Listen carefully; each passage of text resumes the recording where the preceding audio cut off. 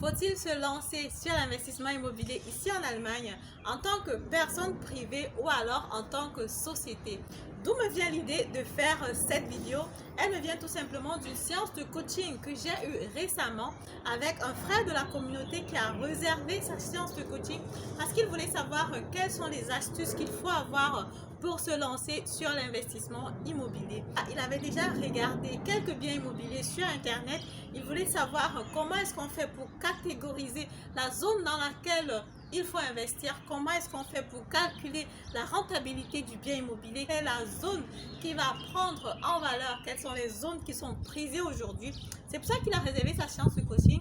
Et pendant qu'on a parlé, il m'a fait savoir qu'il ne voulait pas seulement investir en tant que personne privée, mais qu'il avait aussi des grandes ambitions, qu'il avait de fortes ambitions et que son objectif c'était au fil du temps de pouvoir créer une société pour acheter des biens immobiliers. Quels sont les points positifs que tu as quand tu investis en tant que personne privée? Quels sont les points positifs que tu as quand tu investis en tant que société? Quels sont les points négatifs de l'un et de l'autre? C'est ce dont je vais parler dans cette vidéo parce qu'effectivement, ce sont des informations que moi aussi, j'aurais aimé clairement avoir avant de me lancer sur l'investissement immobilier parce que ça te permet d'avoir tout simplement une autre vision de la chose. Ça change complètement tout et ça te permet de savoir effectivement comment tu vas te lancer, quelle stratégie tu dois utiliser, pendant combien de temps tu dois suivre cette stratégie-là. À tout de suite après le jingle. Bonjour, si vous voulez atteindre votre liberté financière, assurer votre retraite et laisser un patrimoine de qualité pour vos enfants, vous êtes sur le bon chemin avec Immobilier en Allemagne. Salut à toi, si tu ne me connais pas encore, je m'appelle Madel Nientedem de la chaîne Immobilier en Allemagne. Si j'ai créé cette chaîne, c'est parce que mon ambition, ma vision, c'est qu'il y ait beaucoup plus de millionnaires africains dans la diaspora européenne. Ici en Allemagne, nous sommes des personnes qui avons des bons salaires. Nous avons fait des études, nous pouvons toucher de sommets assez importants. Pourquoi donc se contenter juste du million en francs CFA quand on peut aussi être millionnaire en euros? Mon but donc ici, c'est de t'accompagner à acheter des biens immobiliers qui vont prendre en valeur sur le temps, de construire un patrimoine important qui va avoisiner ou alors toucher le million d'euros. Naturellement, ça va dépendre aussi de ta crédibilité et de ta volonté à vouloir investir. Avec l'investissement immobilier, tu assures comme ça ta retraite, tu assures ton patrimoine, tu assures l'avenir de tes enfants. Si tu es comme ça nouveau sur ma chaîne, ici je vais donc parler d'investissement immobilier, de mindset effectivement parce que tout passe par là et je vais aussi naturellement parler du financement du bien immobilier. Personnellement, je suis investisseur immobilier depuis plusieurs années déjà. Agent immobilier, c'est-à-dire que je peux mettre des biens immobiliers à ta disposition pour que tu puisses acheter. Et en plus de ça, je suis aussi conseillère financière selon le paragraphe 34i ici en Allemagne. Pour être habilité à donner des conseils dans la finance immobilière, il faut avoir cette certification-là. L'avantage donc numéro 1 que tu vas avoir quand tu investis sur le bien immobilier en tant que personne privée, c'est qu'après 10 ans, quand tu vends ton bien immobilier, tu as comme ça la possibilité d'empocher complètement les bénéfices, d'empocher complètement les revenus sans payer les impôts là-dessus. Si tu vis en Allemagne et que tu es salarié, tu as déjà remarqué que chaque fois, on doit te couper des impôts sur ton salaire. Donc du coup, chaque fois que tu vas avoir un revenu, quel que soit dans quel domaine, à moins que ce ne soit très bas, l'État va tendre la main pour demander sa part. Mais seulement en tant qu'investisseur immobilier, en tant qu'investisseur comme personne privée, tu as la possibilité comme ça de garder ce bien immobilier-là pendant 10 ans, le revendre et te faire une plus-value sur cet investissement immobilier-là.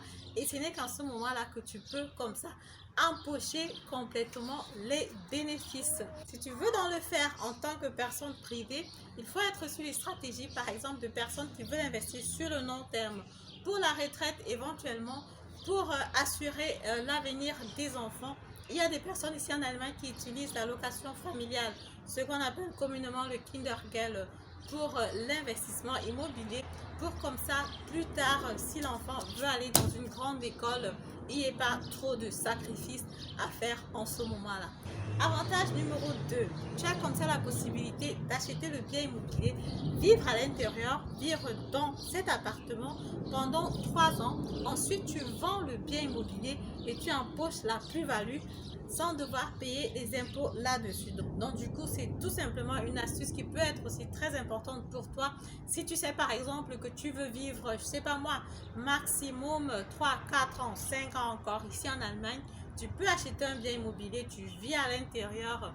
Après 3 ans, quand tu vends le bien immobilier, parce que tu veux changer de pays, parce que tu veux vivre en Afrique, parce que tu veux aller n'importe où, tu sors du bien immobilier, tu le vends et tu peux comme ça encaisser les bénéfices sans imposition fiscale. L'avantage donc numéro 3 que tu as, c'est que tu peux comme ça chaque fois générer les dépenses sur ton bien immobilier. Parce qu'effectivement, en tant que personne privée, vu que tu as un taux d'imposition qui va être élevé, si tu es parmi les personnes qui ont des bons salaires ici en Allemagne, tu vas être dans les 42% éventuellement. Donc du coup, ce que tu peux faire, c'est que tu génères comme ça les dépenses, comme par exemple les voyages, arranger l'appartement, faire un cours de formation pour la gestion de ton bien immobilier, etc., etc. Et toutes ces dépenses-là, tu peux comme ça les faire valoir dans ta déclaration d'impôt en fin d'année pour avoir une plus-value assez intéressante. Donc c'est aussi comme ça une astuce que tu peux utiliser pour diminuer comme ça ton imposition fiscale. C'est pour ça justement que toutes les personnes qui ont des gros salaires doivent se lancer sur l'investissement immobilier, parce que comme ça les permet tout simplement d'avoir un retour sur les impôts assez intéressant. Le quatrième point positif que tu as donc en tant que personne privée, quand tu investis sur le bien immobilier, tu auras une structure qui n'est pas très compliquée à gérer. Ce sera plutôt une structure, voilà, on va dire qui est mince, que tu peux structurer toi-même. À la rigueur, tu peux prendre encore une société pour la gestion de l'immeuble ou pour la gestion de ton appartement, mais après tu n'as pas beaucoup à te faire du souci sur la gestion de ton bien immobilier. C'est pour ça effectivement que c'est très capital, c'est vraiment très capital de savoir déjà dès la base quelle est la stratégie d'investissement immobilier que je veux utiliser. Parce que là, on a parlé de l'investissement en tant que privé. Tu te rends donc compte que quand tu investis en tant que personne privée, il faut miser sur le long terme. Il faut miser sur la prise en valeur du bien immobilier.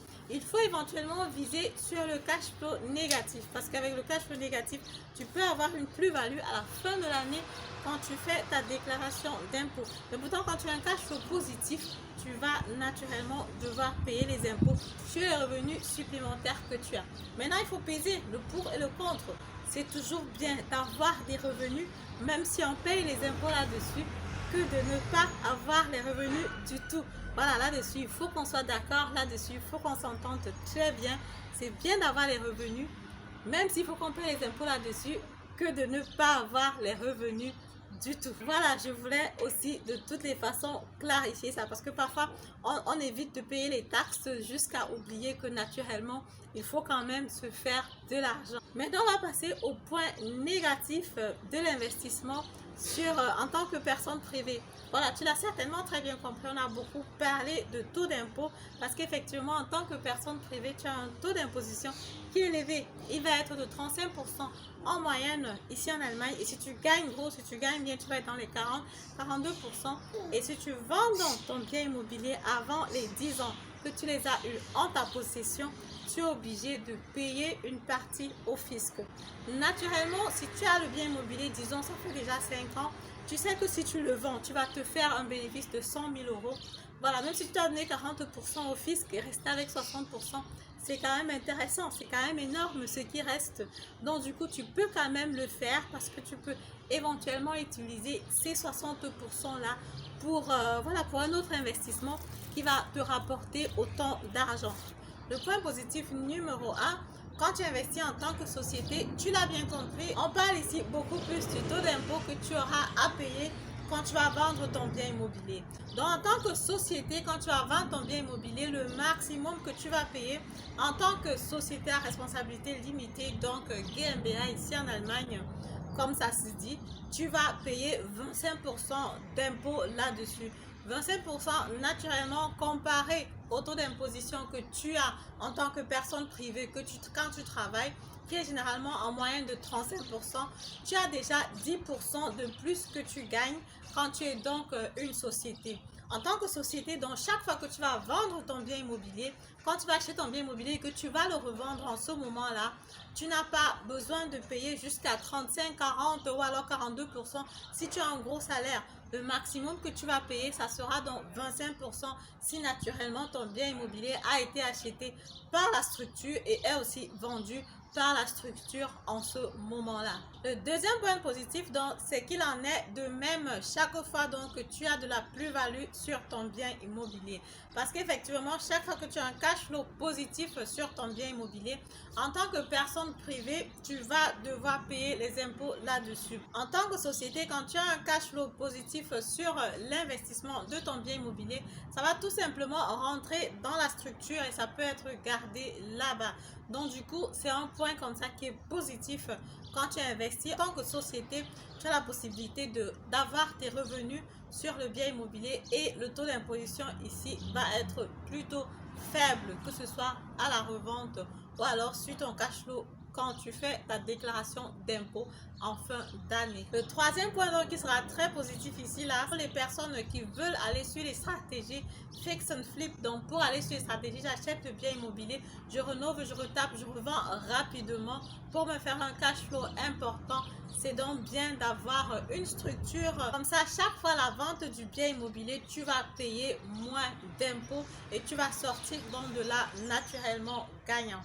C'est pour ça donc que je dis et je redis encore, je me répète, quand tu veux te lancer sur l'investissement immobilier, il faut connaître ta stratégie au départ. Si tu es quelqu'un qui veut aller sur une stratégie, ok, j'achète un bien immobilier, je retape, je rénove, je revends rapidement, il faut éventuellement penser à créer une société dans le court terme. Le point négatif dans de la société que tu as à créer, c'est que tu auras beaucoup à faire quand tu crées une société. Déjà, tu as des coûts d'investissement au début. J'ai dit dès le début que dans cette vidéo, j'allais me concentrer juste sur une société à responsabilité limitée, donc GmbH ici en Allemagne. La création d'une GmbH va te coûter 25 000 euros. Voilà, il faut déjà avoir cet argent-là au départ pour pouvoir créer. Il faut avoir, tu as remarqué certainement quand je parle de l'achat et la revente du bien immobilier, du cash flow que tu peux te faire, il faut avoir éventuellement un fiscaliste à côté de toi qui peut vraiment te suivre dans cette démarche-là, qui va te dire ce qu'il faut faire, ce qu'il ne faut pas faire, où il faut optimiser éventuellement. Tu as une société en plus qui est aussi naturellement une société, c'est une personne juridique à part entière. Donc, il va falloir aussi complètement s'occuper de cette société-là et prendre aussi le temps pour cela. Très prochainement, je vais recevoir sur ma chaîne un frère de la communauté qui va aborder cette thématique-là. Il est spécialiste dans la création d'entreprises et ce sera au cours d'un live. Donc, tu auras la possibilité comme ça de poser tes questions si tu veux savoir ce qui est important à savoir, ce qu'il faut faire quand on veut créer une société. Je vais faire le live très prochainement. Reste connecté et surtout, ce jour-là vient avec beaucoup de questions. Si la vidéo t'a plu, je te prie naturellement de me mettre un pouce en haut, de commenter la vidéo, de partager massivement la vidéo. Parce que comme je le dis, moi quand je me suis lancée sur l'investissement immobilier, je n'avais pas toutes ces informations-là. Cette information peut être utile pour quelqu'un qui veut se lancer actuellement et ne sait pas très bien quelle stratégie utiliser ou qui a des ambitions pour créer une société plus tard pour acheter des biens immobiliers. Tout ce qu'il doit savoir, c'est très important, c'est dans cette vidéo. Partage dans la vidéo pour que beaucoup de personnes puissent en profiter. Je te dis comme ça, merci de m'avoir écouté et à très bientôt pour la prochaine vidéo. Au revoir.